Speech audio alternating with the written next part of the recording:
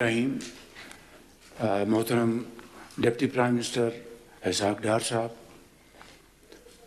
मोहतरम chief army staff general Asim Munir साहब, governor Balochistan, provincial minister of Balochistan, honourable parliamentarians, general officers, government officials, ख़वातीन हज़रात, अस्सलाम वालेकुम। आज हम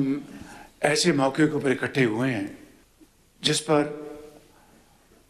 पूरी कौम अश्कबार है और दिलगीर है कि 3 दिन पहले बोलान में दहशतगर्दों ने एक ट्रेन जिसमें 400 से ज़ायद पाकिस्तानी सफ़र कर रहे थे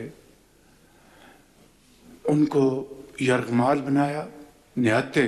पाकिस्तानियों को शहीद किया और ज़रा इस बात का उनको एहसास नहीं था शहर रमज़ान के तक़द्दुस का, बच्चों, बुज़ुर्गों, ख़वातीन का, और इंतहाई ज़ालिमाना तरीके से उन्होंने उनको वहाँ से निकाला ट्रेन से और मैदान में बिठाया। और ऐसा वाक़या शायद पाकिस्तान की तारीख़ में पहले कभी रूनुमा नहीं हुआ। और उस वीराने में जिस तरह वहाँ पर बेयार मददगार मुसाफिर बैठे थे जो कि अपने घरों पे जा रहे थे ईद मनाने के लिए, कुछ पंजाब में, कुछ केपी में और मुख्तलिफ पाकिस्तान के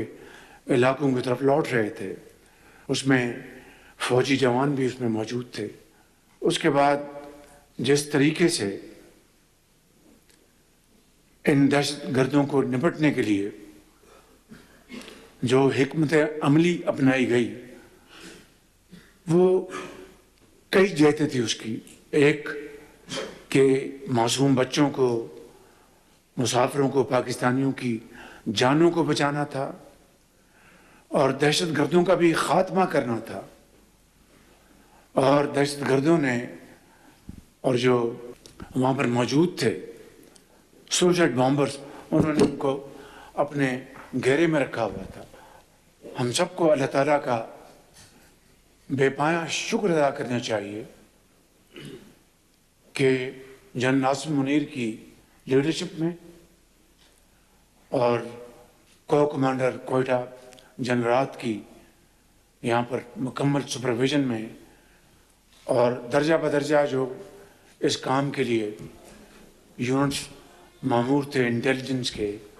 ISI, MI, MO डायरेक्टरेट, और फिर जो ज़रार कंपनी है जो कि तैयार की गई है ऐसे ही लोगों को जहन्नम रसीद करने के लिए,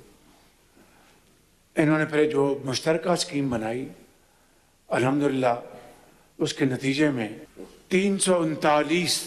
हमारे पाकिस्तानी उनको छुड़ाया गया वहाँ से जो जरगमाल थे,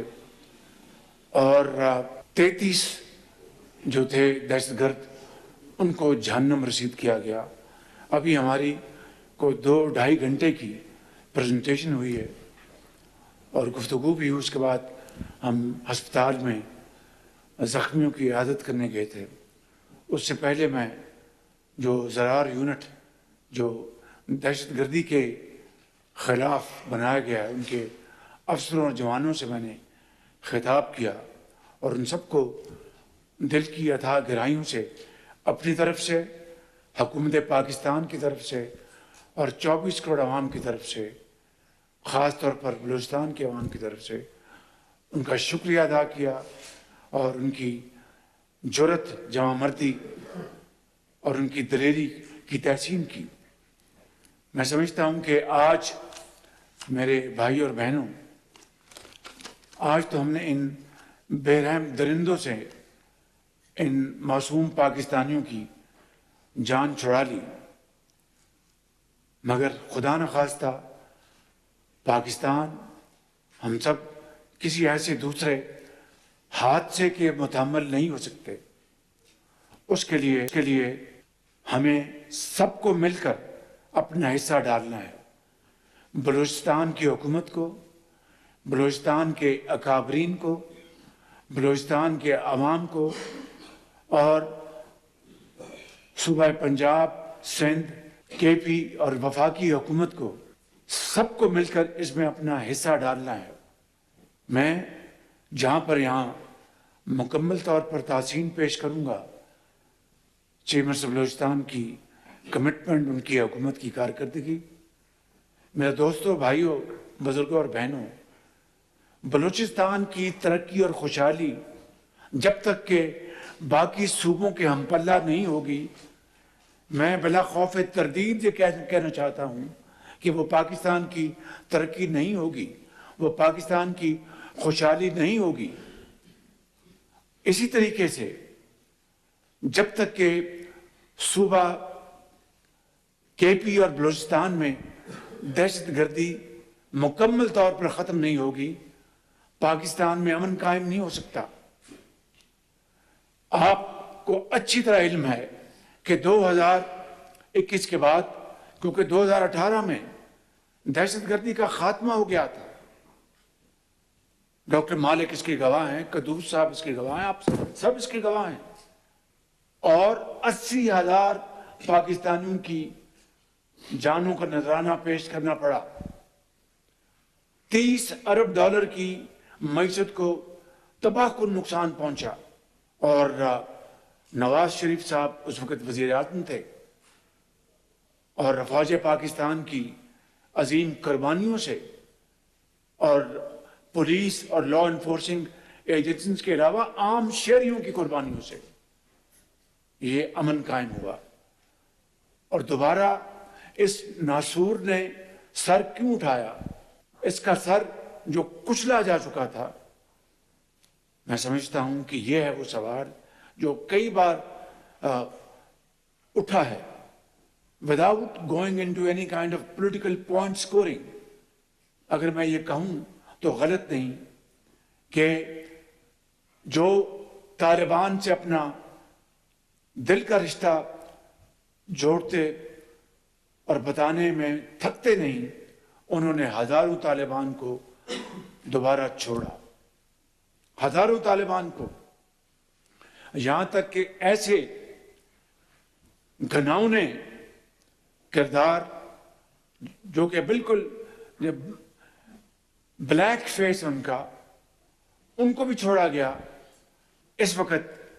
افواج پاکستان کے جوان اور افسر کے پی میں اور بلوچستان میں دن رات قربانیاں دے رہے ہیں، دن رات، اور